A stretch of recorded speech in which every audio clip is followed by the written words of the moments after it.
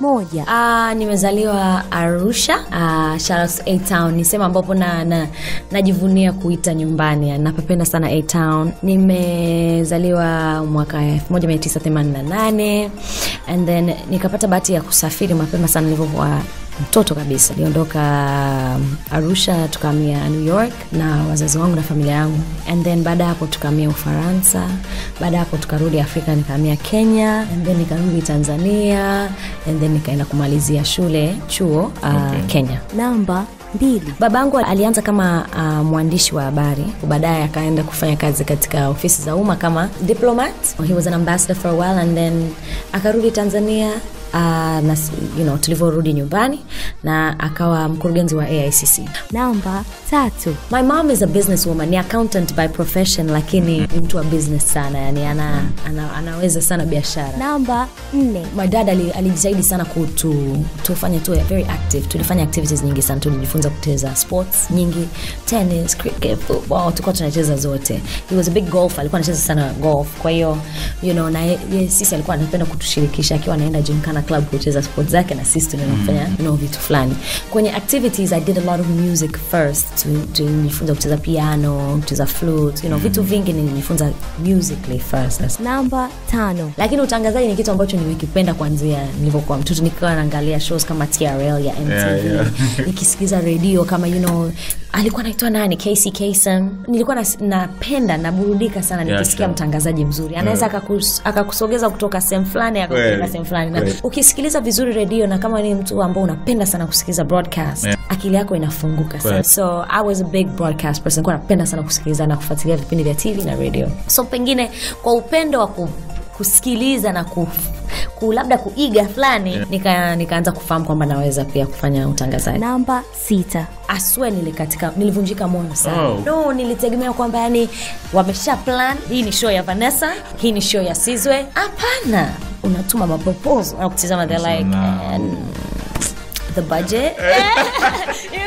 My budget yakaanza kuwa introduced. Sasa mimi hapo at 19 I'm like, what do you mean the budget? You're MTV, But no, obviously, makampuni ndio yanafanya. So taratibu nikaanza kujifunza kuhusu business. Nikaanza kujifunza kuhusu utangazaji pia, lakini most importantly nikawa najifunza kuhusu the industry. Namba 7. The first time nilikuwa nervous zaidi nimeambiwa okay, the first MTV Music Awards, wendo utafanya red carpet na ni wasanii wote wanapita.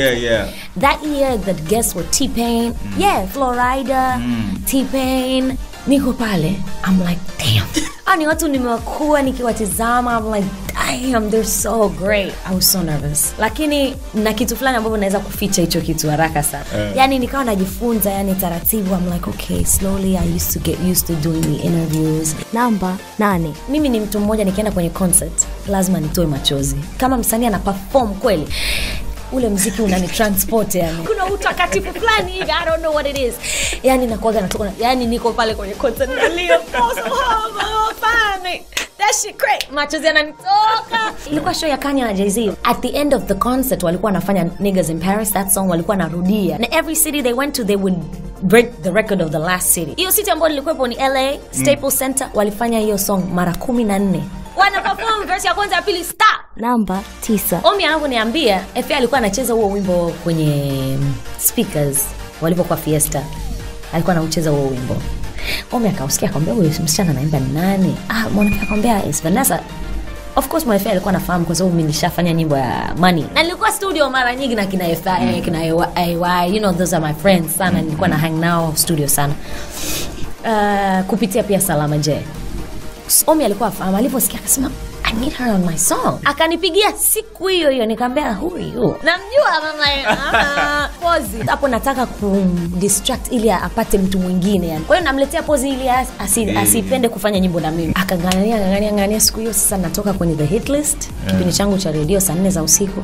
Akaniambia V, I'm here to take you to the studio. Moja kwa moja tukaenda THT. Nikatia vocal, it was so beautiful. I remember the first time nimesikia hiyo nyimbo mpaka nikatetemeka. I was like, oh, this song is so. I was like, this is me? Anyway, nikaondoka nikaenda kwenye show ya MTV Marekani. Next thing I know nikashaachia wimbo. Naona Twitter yangu tu inawika notification kasema wow. Nimefanyeje? kama nimekosea, I'm like what did I do? Anyway, the rest is history. Nyimbo ni kubwa sana and I thank Omi every day. Yani ni mtu ambao ana mchango mkubwa kwenye muziki wangu, na naamini kwamba tunahitaji watu kama hao katika maisha yetu. Kila mtu anaweza akawa na kipaji, lakini atafuta mtu wa kumsaidia kujiamini zaidi au kumwezesha kufanya kitu fulani, na Omi aliniwezesha kwa mchango mkubwa sana, namshukuru mpaka leo. Namba 10. Nilipata criticism nyingi sana kwenye Closer. Mzungu sana, nyimbo ya Kiingereza, kwanza hajui kuimba. I was like, oh gosh, nimejiingiza wapi huko tena? And so I just said, God, I know I want to do this. Sijui kwa nini umenipa nafasi hii, lakini I want to do it. So kwa nafasi hii nitatafuta njia, hata kama watasema as much as they want, you know, let me push. Na ndio maana watu wanadhani nilianza mkimza. Sikuanza kimza, nilikuwa nisha plan vitu vingi sana, but nilikuwa nahitaji nafasi, yani watu kuna wengi wanaimba, kuna wengi wana vipaji, kuna wengi wanatunga, kuna wengi wana produce, lakini hawana nafasi. So nafasi hii nimepewa. What am I going to do with it? You know what I mean? Ningeweza kuachia pale ningasema I don't want to do it.